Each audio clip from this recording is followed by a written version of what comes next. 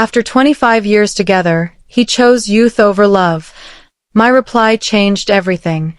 Our silver anniversary party was supposed to be a celebration of love that had lasted a lifetime. 25 years of laughter, storms, and promises. I had booked the ballroom myself, chosen the flowers he liked, white roses and lilies, and even practiced the small thank you speech I wanted to give him. I thought that night would remind us of everything we'd built together. But as the waiter poured champagne into crystal glasses and guests clapped for the perfect couple, my husband, Mark Henderson, stood, tapped his glass, and said words that froze the room. 25 years is a long time, he began with a rehearsed smile. Sometimes love changes, and I think it's time I start a new chapter with someone who can still keep up with me. Laughter died mid-breath. A hush spread like a wave. My hand, still resting on the tablecloth, felt weightless and cold. I looked up at him, searching for some sign that it was a joke. His face told me otherwise. Too calm, too proud, too relieved. He glanced across the room at his mother, who nodded slightly from her seat in the front row. I'd known that look for years, the silent approval of a woman who never thought I was good enough. Mark continued, raising his glass higher. So tonight, I want to toast to new beginnings, to freedom, to the future. My heart pounded so loudly I could hardly hear the whispers forming around the tables. Someone dropped a fork. Someone gasped. My best friend squeezed my arm under the table, but I couldn't move. For a moment, I felt my entire life collapsing in slow motion, every memory we had built together cracking like glass underfoot. But then something shifted inside me. The shock faded and a strange calm took its place. I stood up. "Excuse me," I said, my voice steady, "but if you're going to make history tonight, let me at least have a sentence in it." The guests turned toward me like a wave turning with the tide. I took the microphone from his hand. He looked startled. Mark had never imagined me taking control of his moment. 25 years ago, I began softly, you told me you chose me because you wanted a love that would never age. Tonight you're proving that only one of us kept that promise. A few people gasped. Mark's smile wavered. I stepped closer. You say you want someone younger, I continued, but youth fades fast. Character doesn't. And when this moment is over and the lights turn off, you'll still have to live with what you just did to someone who would have walked through fire for you. He opened his mouth to reply, but no sound came out. His eyes flicked to the crowd. He could see judgment in every face. The same people he had wanted to impress were now silently condemning him. I smiled slightly and handed the microphone back. Thank you for the lesson, Mark. After all, it's never too late to discover who someone really is. And then I sat down, calmly, as the room erupted in uncomfortable murmurs. Inside, though, my mind was spinning. His mother's half-smile. The secretive texts I'd seen the past week. The late-night calls he thought I didn't hear. This wasn't a spur-of-the-moment confession. This was a performance planned to break me. But he had no idea that the woman standing beside him was no longer the one he could control. As applause stumbled through the crowd and guests pretended to recover their composure, I looked straight into his eyes and smiled, a smile he didn't understand yet. Because what he didn't know was that his new beginning had just awakened mine. That night wasn't the end of our story. It was the moment I stopped living his life and started writing my own. And before the week was over, everyone who had laughed at that party would learn a truth they would never forget. Because I had a reply waiting, one that would not only change his life forever, but mine too. That night, long after the guests had left and the echo of broken laughter still haunted the empty ballroom, I sat alone in our car, staring at my reflection in the dark window. Mark hadn't even bothered to ride home with me. He left with his mother, saying he needed some air. For the first time in 25 years, I realized that air was the only thing left between us, cold, thin, and impossible to breathe. When I got home, the house felt foreign. The lights were off, but a faint glow flickered under his office door. I could hear his voice, low, careful, and unfamiliar. Yes, she didn't see it coming, he whispered. Everything's going exactly as planned. There was a pause, then a woman's laugh, light, sharp, and intimate. My stomach turned. I froze, listening. She'll sign the papers, Mark said. After tonight, she won't have any fight left in her. The woman giggled again. You really think she'll just walk away? She will, he said confidently. Trust me. She's predictable. I pressed my hand over my mouth to keep from making a sound. The man who once promised to protect me was now plotting to destroy me, and he thought I wouldn't even notice. When his door opened a few minutes later, I pretended to be asleep on the couch. He walked past me without a word, humming softly, almost cheerfully. My heart pounded with every step he took toward the bedroom. I could smell the cologne I hadn't bought him, the one I had noticed earlier in the evening, foreign and too strong. The next morning, Mark acted as if nothing had happened. He brought me coffee in bed for the first time in years and smiled as though last night had been some kind of misunderstanding. Rough evening, he said lightly, sitting at the edge of the bed. Let's forget it ever happened, okay? We'll start fresh. Fresh, I repeated quietly. Like a new chapter? He nodded, not catching the irony in my voice. As he left for work, his phone buzzed on the nightstand. The screen flashed with a message. Good morning, my love. Last night was perfect. S. The same voice I'd heard through the door. I didn't touch the phone. I didn't scream. I didn't cry. I just stared at the message until the screen went black again. Then I whispered to myself, You're right, Mark. We will start fresh, but not the way you think. From that moment on, I stopped being the wife who waited and started being the woman who watched. Every word, every movement, every lie, documented silently. Because I had a feeling this betrayal wasn't about love. It was about something much bigger. And before it ended, he was going to learn what it truly meant to underestimate me. For days after that strange message from S, my world moved in slow motion. Mark became the perfect husband overnight. Flowers every morning, sweet texts during work, candlelight dinners. But I knew it wasn't love returning. It was guilt trying to disguise itself as affection. He laughed too loudly, complimented me too often, and touched me like someone practicing an act. It was almost insulting how hard he tried to make me believe nothing was wrong. But I didn't confront him. I observed. And every act of kindness became another piece of evidence in my quiet investigation. One Thursday morning, while folding laundry, I heard his phone vibrate on the dresser. Normally, I wouldn't touch it. But this time, my hands moved before I could stop them. A notification glowed across the screen. Dinner tonight, my love? Can't wait to see you again. S-kiss marked. My breath caught. My fingers trembled as I unlocked his phone with the code he'd used for years, our wedding date. It didn't work. Neither did his birthday. He'd changed it. That told me everything I needed to know. Later that evening, when he went for a late meeting, I sat down at his laptop. He never logged out of his email, but that night the password had changed too. My chest tightened. He wasn't just hiding a secret. He was building a wall. And yet, he'd forgotten something. A small USB drive he always carried with him was still plugged into the side of the computer. I clicked it open. Inside was a folder labeled Documents, H&M. My hands shook as I opened it. There were scanned legal drafts, emails with a law firm, and one message that made my heart stop. Subject: Property Division Agreement, Confidential. From Hayes and Associates. To Mark Henderson. As discussed, once she signs the waiver, the condo and joint account can be transferred fully to your name.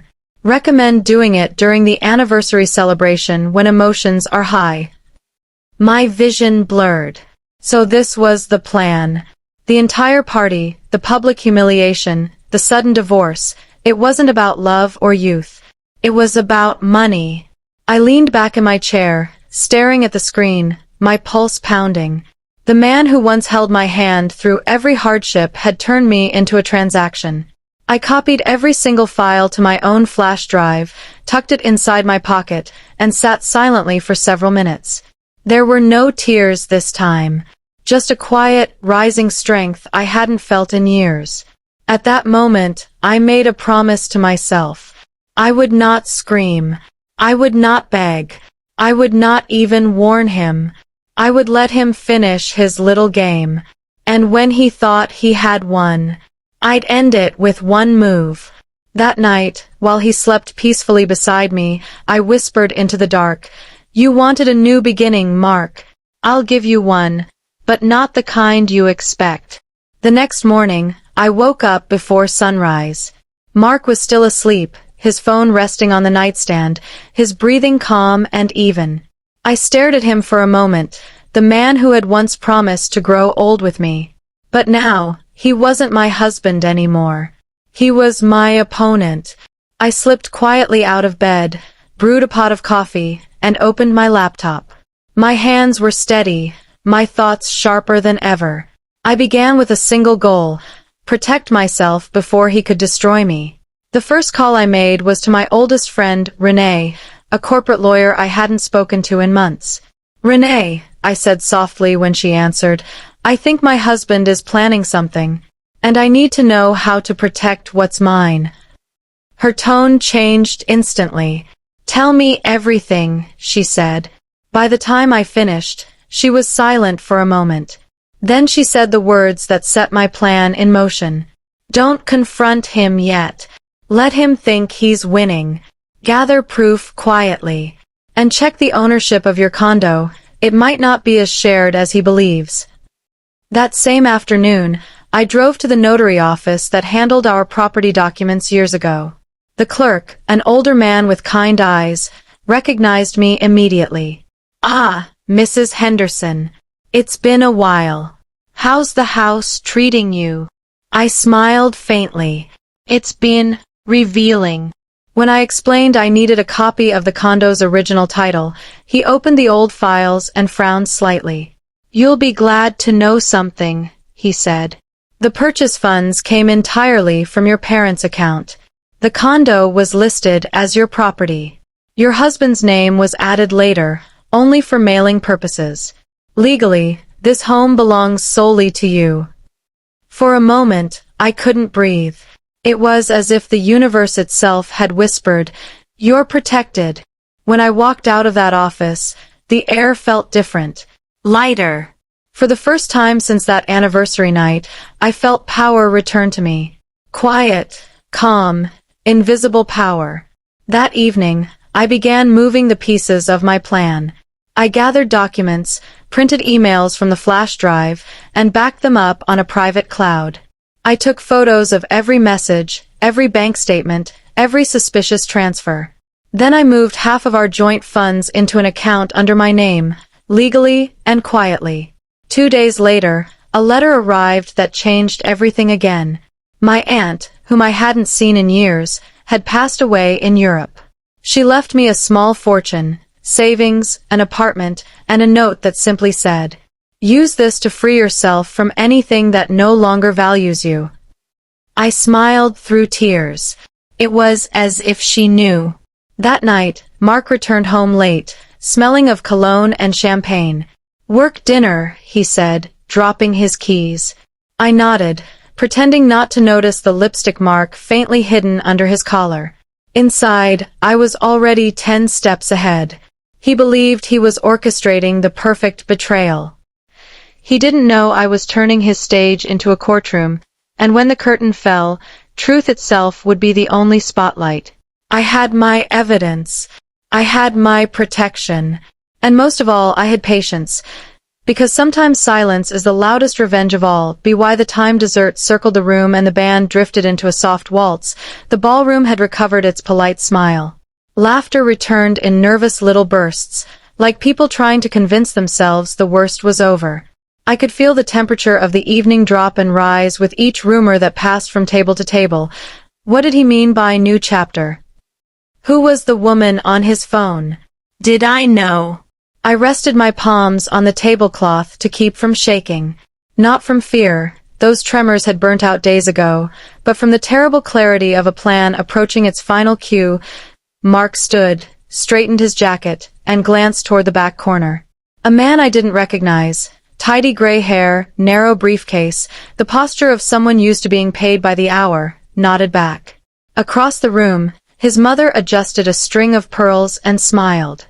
And near the bar, a woman in a pale dress, too new, too perfect, tilted her head toward him with the quiet confidence of someone already rehearsing her introduction to colleagues.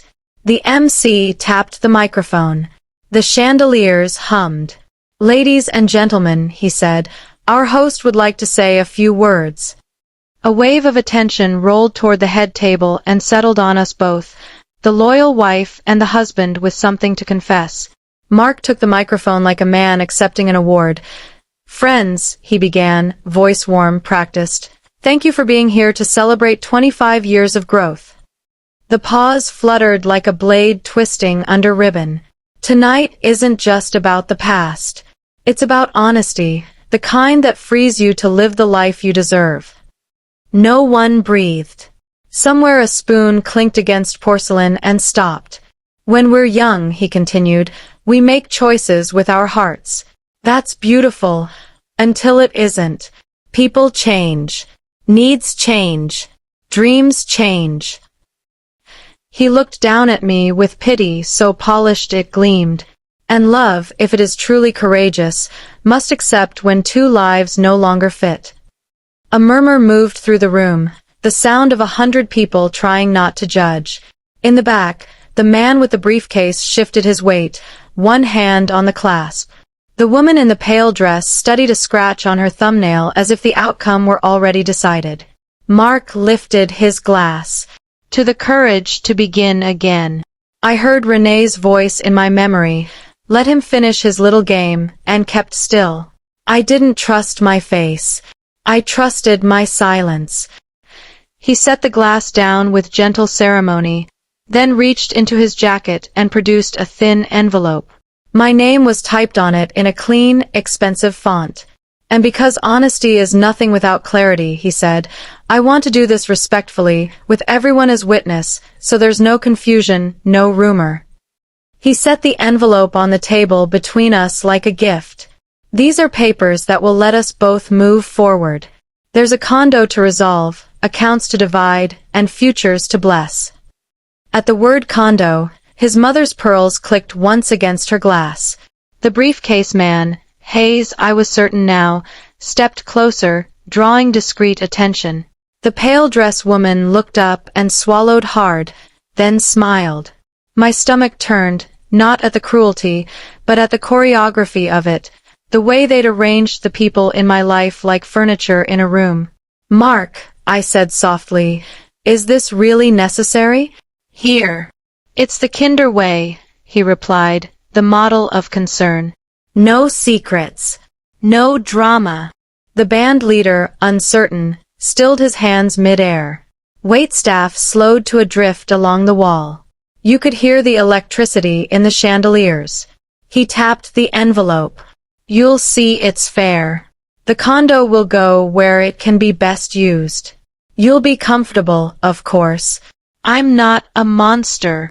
He smiled just enough to seem magnanimous. "All I ask is your signature where Mr. Hayes indicates. He'll explain."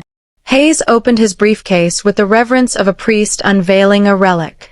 He slid out the stack with a protective hand and gave the top page a small, coaxing pat. "A simple waiver," he murmured, addressing the room as though they were on a jury. "Standard, compassionate, efficient." He didn't know I had already read his drafts in a cold blue glow at our kitchen table. He didn't know every clause had been duplicated and dated, every redaction translated back into its original sting. He didn't know that the condo he coveted had been mine before his name ever touched the mail slot. "Take your time," Mark said, as if mercy had a schedule. "We can step aside if you'd prefer privacy, but I think it's better this way. Clear. Clean." I studied the envelope. 100 eyes studied me. Somewhere in the crowd, my friend Marina shook her head once. Don't, but I didn't move. I let the silence pull the room's attention from his narrative to my breathing. It was astonishing how loud a woman's refusal could be without a word. He shifted. The first fissure. Naomi, he tried again, voice softening. Please. We're both adults. Adults. I thought of the woman in the pale dress, the lipstick on his collar that smelled like green apples, the flurry of transfers from our joint account wrapped in cheerful memo lines. I thought of my aunt's letter, the deed copy in my purse, the bank manager's widened eyes when numbers that began with 7 turned into 7 zeros. Adults tell the truth. I looked at Hayes and smiled. Forgive me, I said. Do you typically explain legal documents to clients you've never met, in a ballroom, between a dessert course and an apology? A few people blinked, startled into small smiles. Hayes cleared his throat. It's, an unusual circumstance, yes, but Mr. Henderson felt that a public audience would produce the outcome he preferred. My voice didn't rise. It didn't need to. Clarity, you called it. Mark's jaw clicked. Naomi, this isn't the time for... For what? I asked gently. For asking what I'm signing in front of my colleagues, our neighbors, your boss? I turned in my chair. Mr. Ashton, I called to his CEO across the aisle.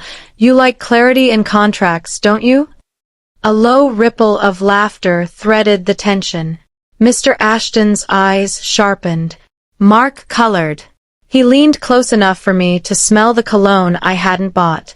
You're making this harder than it has to be.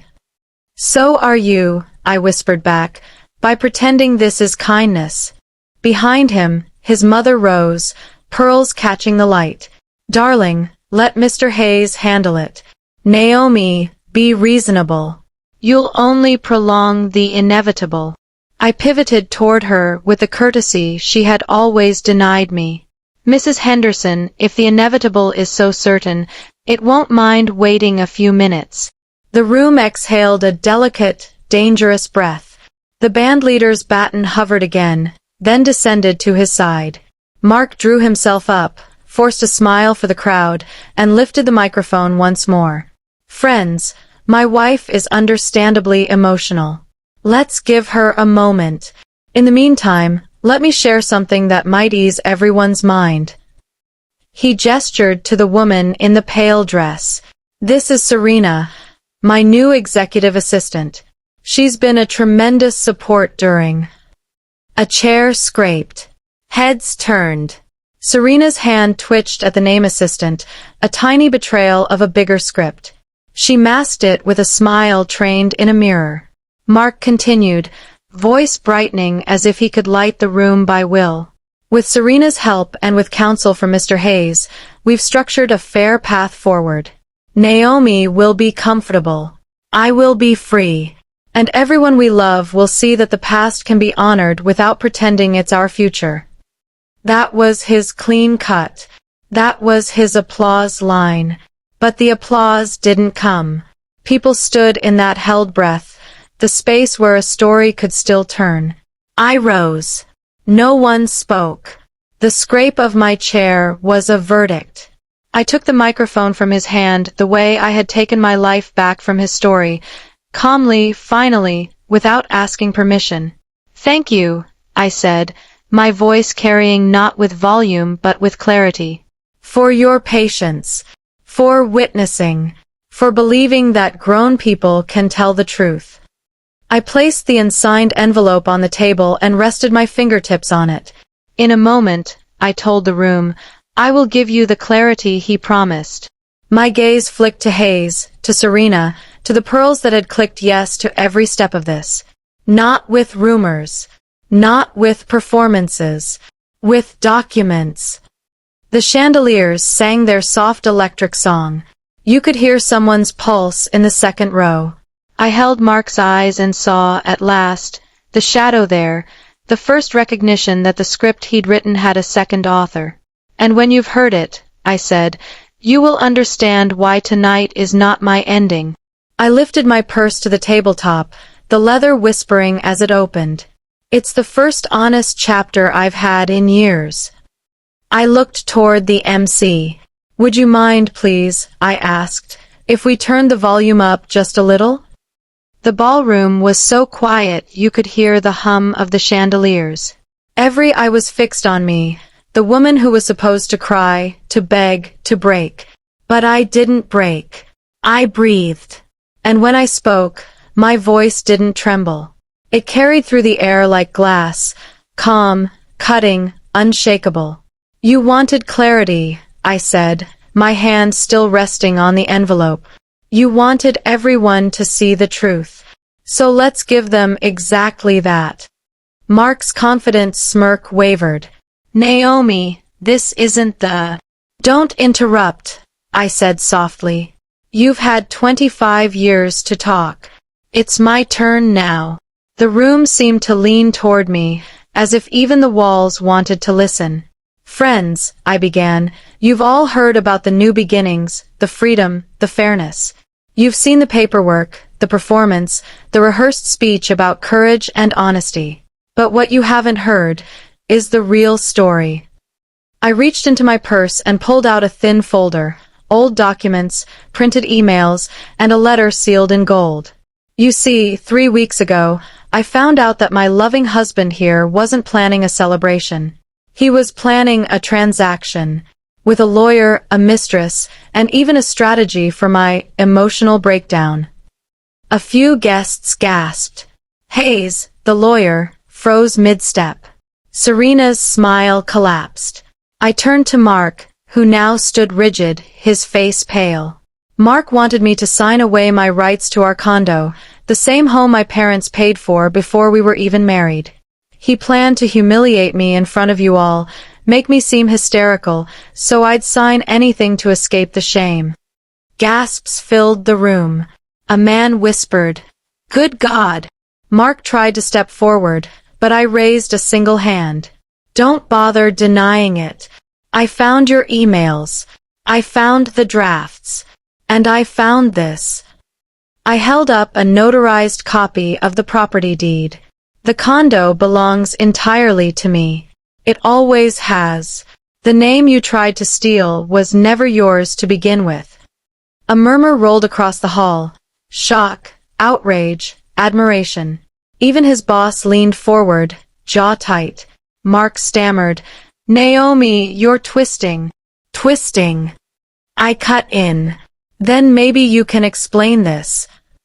I held up another paper. His bank transfers. Joint account withdrawals. $30,000 in business expenses. Jewelry for Serena. Payments to Hayes. All using my money. The lawyer took a nervous step back. Mrs. Henderson, I can explain. No, I said coldly. You can explain that to the Bar Association on Monday. Laughter broke out from a few tables. Nervous, incredulous laughter. I continued, my voice steady but full of fire. And if you're wondering how I found the strength to stand here tonight, it's because while Mark was planning to destroy me, fate gave me something he'll never have again. I unfolded the gold-sealed letter. My late aunt passed away last month. She left me an inheritance, 2 properties and over $1 million. So you see, Mark, while you were scheming to take my roof, life handed me an empire. The crowd erupted, gasps, whispers, applause breaking through disbelief. Serena covered her face, sinking into her chair. Mark's mother pressed her pearls as if they were rosary beads, muttering under her breath. Mark reached out, desperate now. Naomi, please, let's talk about this privately. Privately. I smiled. You wanted a show. Enjoy the front row. I turned to the guests. I'm sorry this evening turned into a courtroom, but I won't apologize for the truth. For 25 years, I believed respect was earned through love. I was wrong. Respect is earned through self-worth. Applause rippled across the ballroom, small at first, then thunderous. The people who had looked at me with pity were now on their feet. I placed the microphone back on the table and whispered to Mark, just loud enough for him to hear, "You wanted youth, Mark. Now you'll have to grow old without love." Then I turned and walked toward the doors. Behind me, chaos exploded. Serena shouting, Mark's mother crying, Hayes trying to disappear. But I didn't look back. Outside, the city lights gleamed against the glass doors as if they were clapping too. The cool night air hit my face, and for the first time in years, I felt something powerful. Freedom. That night, I didn't lose my husband. I lost my chains. The next morning, sunlight spilled across my kitchen table, touching the documents I had carried home like medals from a war I never wanted to fight. Outside, the city was waking up, cars moving, coffee shops opening, but my world felt reborn, silent and peaceful. Mark didn't come home that night. I heard from a neighbor that he'd stayed with his mother, and by morning, half the city already knew what had happened at the Watergate ballroom. Someone had recorded everything. His speech, my response, his mistress's breakdown. By noon, the video had spread through our office group chats and beyond. By the end of the week, the silver anniversary scandal was trending. People I barely knew sent messages of admiration and support. "You're brave. You handled it with grace.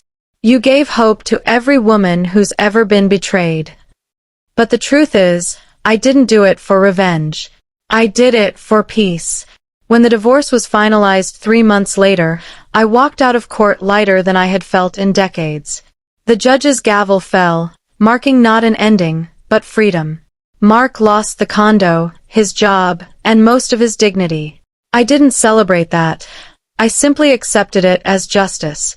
I moved to my aunt's apartment by the ocean, a quiet, sunlit place where the air smelled of salt and second chances. There, I started something new, a small publishing studio, helping women share their own stories, stories of courage, heartbreak, and healing. Sometimes at night, I'd watch the waves and think about how one evening could change an entire life. Pain had burned away everything false, leaving only what was real, strength, clarity, and self-respect. Then, one afternoon, I received a letter. No return address. Just my name in handwriting I knew too well. "Naomi, you were right. I thought youth was everything, but I see now.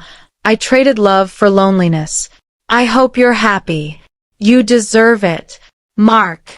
I folded the letter and placed it in a drawer. No anger. No sorrow. Just peace. Because closure doesn't come from revenge. It comes from rising above what tried to break you. That night, as the ocean reflected the fading light, I whispered a quiet truth to myself, one I wish every person could understand. When someone underestimates your worth, don't fight for their attention. Prove them wrong with your silence and success. I smiled, took a deep breath, and closed the window. The wind carried away the last trace of my past. If this story touched your heart, don't forget to like Red Heart this video, subscribe bell for more powerful life stories, and share it with someone who needs to remember their own worth today. Your support helps me bring more stories of strength, love, and second chances to life. Speech Balloon, tell me in the comments, what would you have done in Naomi's place?